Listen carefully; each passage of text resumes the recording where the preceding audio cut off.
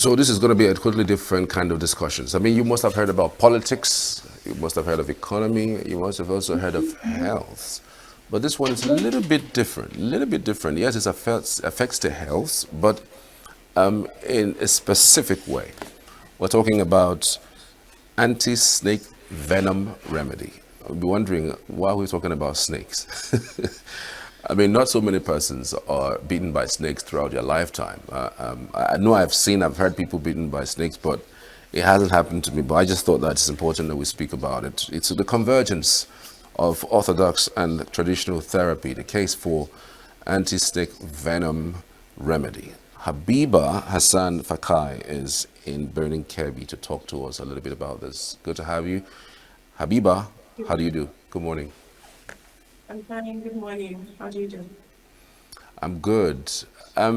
Speak to us about the various types of venom that is associated with snakes, because I know that the kinds of biting that the python gives is not the type that these smaller ones give. So maybe you are the expert. You tell us a little bit about it.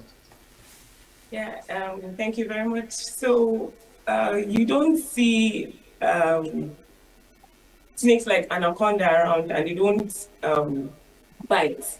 But snakes that bite are the types of the carpet viper, the puff adder, the cobra, black spitting cobras. And their venoms, let's say, are dangerous. And the fact that this topic about snake is a neglected tropical disease, we found out that it is not being paid a lot of attention. Like you said, you've hardly seen a lot of people being bitten by snakes. And truth is, it is happening, especially in the rural areas where they don't have access to health facilities or services of doctors or antivenom. So I think it's a very important topic and that we should talk about it constantly in order to be able to create remedies for this situation. Right. So, what does it do to the human body when a snake beats someone? What does it do to the human body, and how should that person be reacting? What's the feeling like? And because I've also heard people say that they got bitten by a snake that they didn't know. It is possible. So, when a snake beats someone, how does the body react to it, and how should the person who's been beaten react? Okay. There are different reactions to snake bites. There are some snake bites that are not venomous, and there are some that are venomous. What do I mean is some people have stronger antibodies that can withstand foreign bodies and neutralize them. But others do not have those kind of antibodies. It could be due to malnutrition and what have you. But then when a snake bites you and then you don't feel anything, it only means that it is not a harmful snake or that your antibodies were able to fight those antigens, the foreign bodies that have gotten into your system. And how people react to snake bites, people react differently. Some cry, some shout, some just become paralyzed. They don't know how to react when there's a snake bite. But then, what this thing does to your body, there's numbness, there's necrosis. Some even have internal bleeding. A lot. Some have the blood doesn't clot.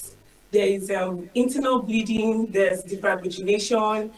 If there is clotting, there won't be defibrillation. But if there's no clotting, there's defibrillation. There's necrosis. The skin is dead. There's paralysis. Some even get their legs get amputated, and so forth. Okay, we understand that you did a thesis on the extraction of venom, of the snake venom. Can you speak to us about it, and what have been your findings? Okay, yes. My thesis was on the neutralization potential of Sclerocara baby root bark extract against Niger neighborhoods. That's the black spitting cobra. And Sclerocara berry is a popular tree, morula tree, and we've been able to use this using other tests and other research from the World Health Organization, National Institute of Health, we've been able to determine that medical plants, like plants around us, can be used as alternatives for antivenom. Why? Because most of these antivenom are expensive, inaccessible in the rural areas. And so even an average person might not be able to afford them because of how expensive they are. But we've been able to state that plants can actually be used as an alternative for antivenom. Well administered, they can help secure a person from danger or even harm that the snake bite might cause. Wow. So, what kind of plant can be used for that? A whole lot of plants, sir. We have the neem, they also call it the dogoyaro tree. It's everywhere. We have turmeric.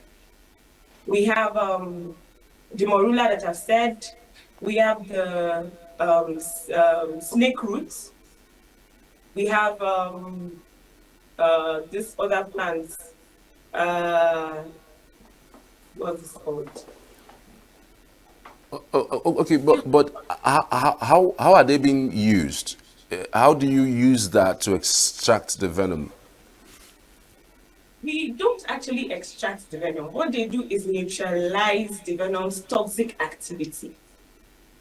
Okay, What they do so is, yeah, is it that the person drinks it, or they apply it at the place where the snake had bitten? you can drink it and then it can be applied on the place the snake is bitten, depending on the kind of extracts you're being administered with. Fantastic. So, what's your interest in it? Why this types of research? Is there a reason why you are embarking on something like this? I would say the passion to save lives. I've been opportune to be in rural areas, villages, where there are snake bites and then there are no cure. The ones who feel they have the cure either administer it in overdose and then it becomes a problem or it causes a deformity later on. But then, if I research on these things, find these plants, work on them, see how I can improve them so that I can be useful to man, I think I would have been able to help the country with something massive. Is this just an academic exercise, or it is something that is gone through research that is proven and that is happening and it's administered? Has it gotten to that point? Um, I would say a lot of people use it. It has been a research carried out by academics, but they go in collaboration with these locals in order to get these plants. Naturally, naturally, I wouldn't know about these plants if I don't relate with the locals or the rural people. So they are the ones who even tell you what this thing does. And you'll be surprised and shocked how you didn't have an idea until you started the research. So, do you consider your research, the outcome of your research, a traditional way of helping those who are in need, or those who may be affected by snake bite? I won't call it traditional because it has gone through some processes in the laboratory. So there will be a difference since I have been able to know the quantity to use, the amounts that will not cause harm, the exact measurement that would neutralize the venom and not cause any deformity after intake. So I think there's a difference between the traditional and the one I have been able to come up with. So, has this particular research gone through that process, and where is it right now? Yes, it has. KB State University of Science and Technology. Um, my supervisor, Dr. Ibrahim Sani, who is also a major in snakes, he has done a lot of research on snakes, snake bites, envenomation, and what have you. So it is there, and yes, a lot of people are practicing it. In fact, we had to go through getting albino rats, lab rats, for the experiment because it is stated that lab rats have 99.8% physiological similarities with humans. So whatever works on the lab rats can work on humans. Fabulous. Did you see a situation where, after now, we would be able to actually producing large quantity for, say, export or something? I mean, you should start making monies from your research, isn't it? Yes, sir. With the right aid, because the thing about Nigeria is we have a lot of things to do. We have a lot of measures, a lot of solutions, but the right aid is what we lack. I think that's what we lack to push us forward to make us a better country. Fabulous.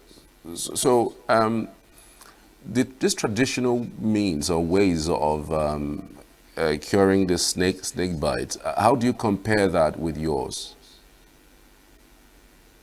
During that research, I was able to purchase normal anti-snake venom, which I used. So what we do is we have groups of these lab rats who are tested with the anti-snake venom and the plant extract.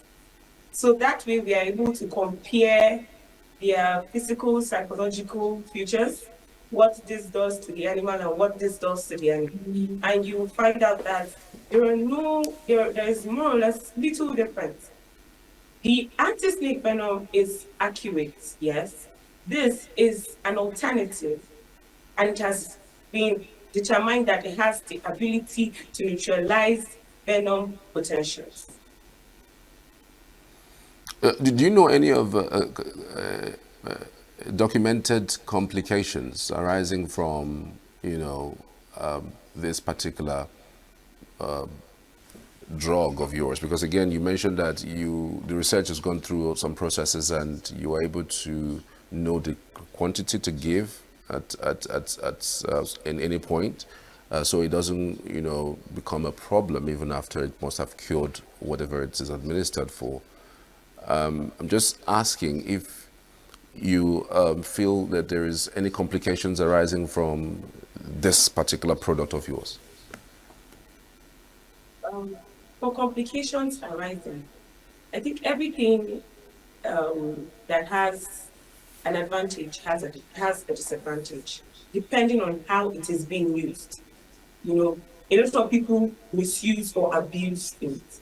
So I might say this is the measurement you take, and then you take more than that. These have phytochemicals. And for someone to consume a whole lot of phytochemicals, it definitely has a repercussion. But when you adhere to the rules and abide by the rules, the same way we consume drugs, we are told to take 2 paracetamol as adults. So if you take 4, you're causing damage to yourself because that wasn't in the instruction. Okay, as a researcher, I'm sure you must have faced some challenges in trying to develop these things. I mean, you must have tried to, put some of the products somewhere cold, somewhere warm. I'm sure that these things may have taken time. What are these major challenges that you faced, and how do you think it can be mitigated against, and also put it side by side with other developments in terms of research that your compatriots are also doing? Okay, yeah. In terms of getting these chemicals, you have to wait for a month, 2 months, especially chemicals you're getting outside the country. And the ones you're getting in the country, the road is bad. It's spending a week on the way. We have light was an issue. And then financing. If you do not have financing to do this work, you wouldn't be able to finish. Wow. So these are the challenges that you faced. And I'm sure that some of these challenges are also across board, beyond what you have faced as well. But another question that I want to ask is, there's something called first aid on someone who has just been bitten by a snake. Can you talk us through that process? Because again, as soon as a snake bite happens, the next thing someone is thinking is going to the hospital or thinking of what to do immediately, at least to be able to hold off for a bit. especially for rural areas. In town, you can always get into a pharmacy and get a drug or two, or maybe get to the hospital. But in the remote areas where you'd have to drive a longer distance to get to the hospital, what is the first aid? What does someone do in order for them to be able to hold off on snake bites as soon as it happens? Okay. Concerning that, growing up, we've seen people doing this, sucking up the venom with the mouth to throw it out. I wouldn't advise anybody to do that because why? This these enzymes that are in the snake are very harmful and dangerous. We've seen where someone goes to help someone by sucking out this venom and then dies in the process. The first thing you do is tie out the area a little bit above the area, but do not tie it too tight because you'll also be stopping any other movement that is going to be happening around that area, which is also the risk cause of amputation. You get to a point where they amputate your legs. Yeah. So the locals also say you can take palm oil. It is believed to help also. And then some even use electrocution. You would put on the bike, those wires. I also do not advise all those things. The only thing you do is if there are local medicinal herbs that you can rub on those areas, you do them before you get to the hospital. They help to neutralize, and then you tie up those areas to minimize the harm it will cause to you. Okay, do you think people who are in the rural areas know these things when it does happen? Are they well informed about how to go about the snake venom? Yeah, some of them are because all these things came from them. They were able to know that, yeah, when I do this, I will be able to get this. These plants came from them. The only problem they have is not knowing the exact quantity to be applied so that it doesn't cause harm. They are aware of this and they have been living fine, but they need help in order to live healthy. What role do you think that government can play, in this regard, especially as it concerns your research and helping people who are in the rural areas, most especially, to be able to, overcome snake bites in their communities? Okay, like I said, snake bite is a neglected tropical disease, meaning because of the low numbers of deaths, in Nigeria we have a population of 237.5 million. And out of this million, the percentage that die is 0.00084%. So you see, it's more like it's an invalid number, and so they don't pay attention to these things. India has 1.46 billion, and then the rate of death of snakes is 0.004%. You see, it's neglected. They don't pay so much attention to it because they feel the area doesn't actually need a lot of attention. But it does need attention for people like this to die in sub-Sahara deserts, in sub-Sahara places. A lot of things about snake bites is happening, and then there are researches about it. It is there in the journals. It is there. People talk about it every time. If it's not a problem, people will not talk about it. But because it's a problem, that is why they are talking about it. So the governors have to help with anti-snake venom is expensive from 20K to 50K upward. An average local man, a rural man cannot afford that. So maybe subsidizing it, making it cheap for them to afford, or giving this to them free. Since for every snake bite, I think in a year, annually we have 36,000 deaths. So if we can give them good health facilities that have this anti-venom in stock, not when you go and then there are no antivenoms, they are now sending to the urban areas to go and get antivenom. No. If they have them in stock, I think it will help the rural areas. Did you say we have a yearly death of 36,000 people Yes. in Nigeria? Not Nigeria, sub-Saharan Africa. Okay. Okay, In that Nigeria, we scared have me. sorry. In Nigeria, it is two.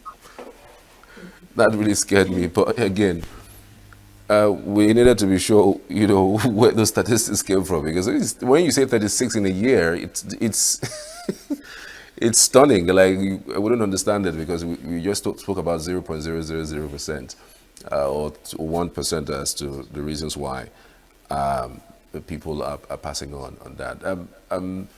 Are you open to collaborations?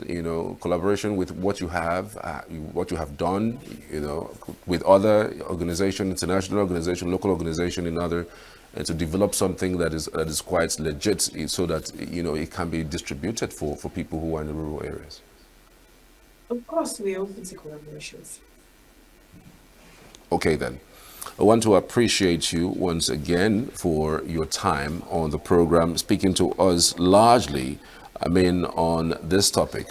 Like you said, it's a topic that's really not spoken about a whole lot, and largely because of the number of the people who are being affected by it. But I want to say a very big thank you, and kudos to your work. We'll keep a tab on it, and hopefully we would have something much more expansive, and for your work, of course, and for some sort of recognition, as the case may be. I want to say a very big thank you to Habiba Hassan Fakai. Thank you. We truly appreciate you. Thank you, Tisa. Save Nature TV. News in your pocket.